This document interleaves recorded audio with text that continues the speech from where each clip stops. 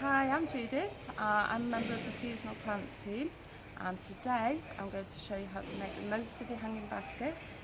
What lots of people do is lose the basket halfway through the summer and they're not quite sure why, what's happened to it. So I'm just going to give you some top tips on how it can keep flowering and look beautiful until way into October. Okay? So one thing we must always do with a hanging basket is to feed it regularly. So what I've got is Miracle Grow, and what we can do is give it a weekly feed with Miracle Grow.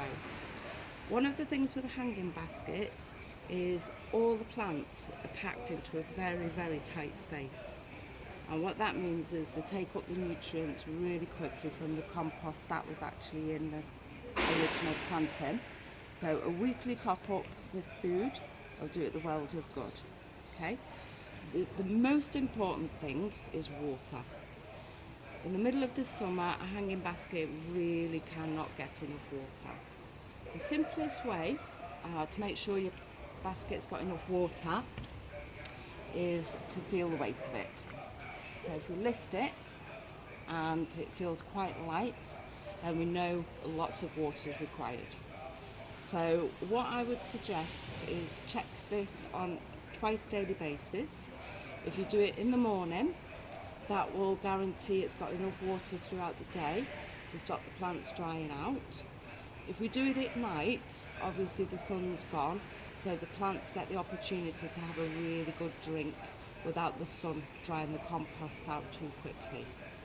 Okay, so once we've checked our water levels, we give it our food.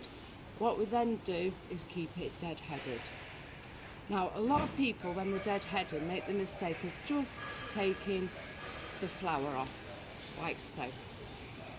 What you actually need to do is remove the flower and also remove the stem.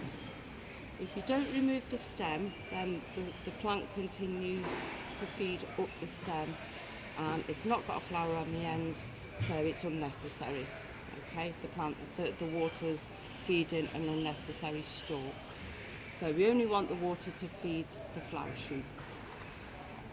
We can also, if we have a little situation like this, where it's looking a bit tatty, we can simply get a pair of scissors, or in my case my fingers, and cut out the offending branch. Okay? So we'll carry on doing a bit of deadheading. We'll look for little bits of brown foliage. I'm going to do a little bit more deadheading on here. So, there we are, and that's complete with the stalk. A couple more here. Now that was attached to a much longer stalk, so you can see I'm taking all the stalks out to ensure the plant is only looking its best. Okay, we'll just turn it round. So here we have petunias, trailing petunias or sapphinias. So we're going to take those out, complete with the stalk.